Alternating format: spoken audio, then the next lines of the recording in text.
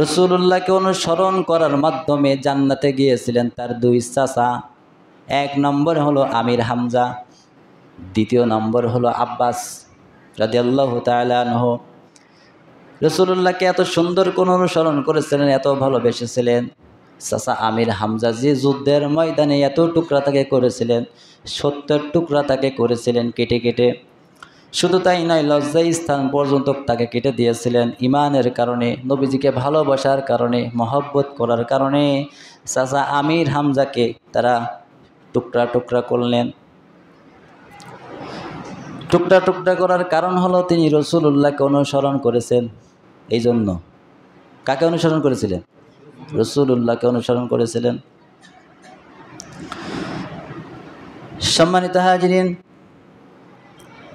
আরেকটি চাচা হলো আব্বাস। এটা হলো জ্বলন্ত প্রমাণ যে মুহাম্মদ ইবনে আবদুল্লাহকে অনুসরণ করলে কি হয় আর রাসূলুল্লাহকে অনুসরণ করলে কি হয়। যেহেতু ঈদে মিলাদুন নবী, এই যে রবিউল আউয়াল মাসে নবীর জন্মদিন পালন করে। দুই নম্বরে হলো চাচা আব্বাস রাদিয়াল্লাহু তাআলা আনহু। তিনি যে আল্লাহর রাসূল সাল্লাল্লাহু আলাইহি সাল্লামকে অনুসরণ করেছিলেন তার একটা হাদিস তার জ্বলন্ত প্রমাণ। আব্বাস রাদিয়াল্লাহু তাআলা আনহু বলেছিলেন, মানজা কতাল ঈমান মান রাদিয়া বিল্লাহি রাব্বা ওয়া বি ইসলামি দীনা ওয়া বি মুহাম্মদ রাসূলুল্লাহ সাল্লাল্লাহু আলাইহি ওয়াসাল্লাম। মুসলিম শরীফের হাদিস। আব্বাস রাদিয়াল্লাহু তাআলা আনহু বললেন, চাচা আব্বাস রাদিয়াল্লাহু তাআলা আনহু বললেন, কেউ যদি ঈমানের ঘোষণা দেয়, কেউ যদি বলে আমি ঈমানদার, তাকে এক নম্বরে আল্লাহকে রবকে খুশি হওয়া লাগবে। আচ্ছা বলেন, আল্লাহ যে আমাদের রব, এটা আমরা খুশি না বেজার? সবাই বলেন খুশি না বেজার? আব্বাসের মুখ থেকে এটা প্রমাণ। এক নম্বরে কেউ যদি বলে যে আমি ঈমানদার, তাকে আল্লাহকে রব পেয়ে খুশি হওয়া লাগবে। আমরা এমন একজন আল্লাহ পেয়েছি, তিনাকে ডাকলেও শোনা যায়, পাওয়া যায়, চুপি চুপে ডাকলেও পাওয়া যায়, গোপনে ডাকলেও পাওয়া যায়, জোরে ডাকলেও পাওয়া যায়, বিপদের সময়ে পাওয়া যায়, যায় কি না? তাহলে আমরা এক নম্বরে আল্লাহকে পেয়ে খুশি না বেজার? দুই নম্বরে অবি ইসলামী দীনা, দিনকে ইসলাম পেয়ে খুশি। আমরা খুশি না? বলেন খুশি না?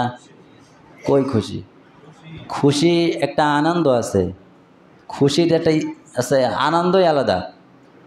আপনি জানেন ইসলাম এই দিনের ভিতরে আমরা এসে বা পেয়ে কত আনন্দিত। অন্যান্য নবীরা পর্যন্ত বলেছে, আল্লাহ আমাদেরকে নবী না বানায় শেষ নবীর উম্মত বানাও, তাহলে আমাদের ভালো হতো। আর আমরা কোনো আবেদনও করি নাই, কোনো দরখাস্ত আল্লাহর কাছে দেয় নাই।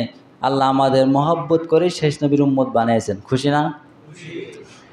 চাচা আব্বাস বললেন, দুই নম্বর অবি ইসলামী দীনা, তোমরা তোমাদের দিন ইসলাম পেয়ে খুশি থাকো। অবি মুহাম্মদ রাসূলুল্লাহ সাল্লাল্লাহু আলাইহি ওয়াসাল্লাম। চাচা আব্বাসের মুখ থেকে স্বীকৃতি পাওয়া যায়, তোমরা রাসূলুল্লাহ সাল্লাল্লাহু আলাইহি ওয়াসাল্লামকে আনিত আদর্শ পেয়ে তোমরা খুশি থাকো। এটা হলো জ্বলন্ত প্রমাণ। চাচা আব্বাস রাদিয়াল্লাহু তাআলা আনহু স্বীকৃতি দিলেন, রাসূলুল্লাহকে অনুসরণ আমি করি। বলেন সুবহানাল্লাহ। এই দুই চাচাকে আল্লাহ কোথায় দিয়েছেন? আমির হামজাকে যখন শহীদ করে দিলেন, টুকরা টুকরা করলেন রাসূলুল্লাহ সাল্লাল্লাহু আলাইহি ওয়াসাল্লাম, লাশগুলো অনেক গোস্ত হবে, 70 টুকরা করেছিলেন। সমস্ত গোস্তগুলো জোগাড় করে পাকড়িটা খুলে চাচা আমির হামজার গায়ে লাগিয়ে দিলেন, ঢেকে দিলেন। পায়ের দিক থেকে কিছু অংশ বাকি আছে, গাছের লতা পাতা ছিঁড়ে তাকে ঢেকে দিলেন। রাসূলুল্লাহ সাল্লাল্লাহু আলাইহি সাল্লামের মুখ থেকে তখন এই কথাটাই বের হয়েছিল, আল্লাহ আমি এতক্ষণ পর্যন্ত আমার চাচা আমির হামজার উপরে রাজি খুশি আছি, আল্লাহ তুমি আমার চাচার উপরেও রাজি খুশি হয়ে যাও। বলেন সুবহানাল্লাহ। তাহলে অবশ্যই এতে বোঝা যায় যে দুই চাচা মুহাম্মদ ইবনে আবদুল্লাহকে অনুসরণ করার পরেও রাসূলুল্লাহকে যত সম্ভব অনুসরণ করেছে। কি বলেন? আমার কথা বুঝতে পেরেছেন তো?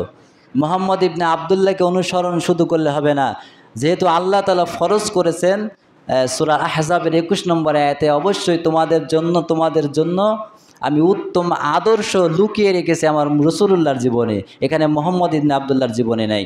40 বছর থেকে 63 বছর, এই 23 বছর আমাদের অনুসরণ করতে হবে। এই 23 বছরটা হলো রাসূলুল্লাহর। কার? রাসূলুল্লাহ। এই 23 বছর বয়সে তার অনেক ছিলেন,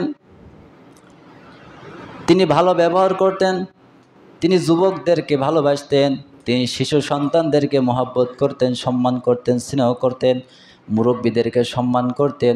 তার আচরণ ভালো ছিলেন, তার ব্যবহার ভালো ছিলেন, তার সব কিছু পরিবর্তে তিনি যুদ্ধবন্দীদের সাথে ভালো ব্যবহার করতেন।